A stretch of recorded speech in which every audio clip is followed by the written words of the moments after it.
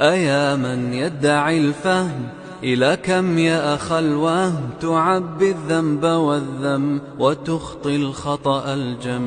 أما بان لك العيب، أما أنذرك الشيب، وما في نصحه ريب، ولا سمعك قد صم؟ أما نادى بك الموت، أما أسمعك الصوت، أما تخشى من الفوت فتحتاط وتهتم؟ فكم تسدر في السهو وتختال من الزهو، وتنصب إلى اللهو كأن الموت ما عم.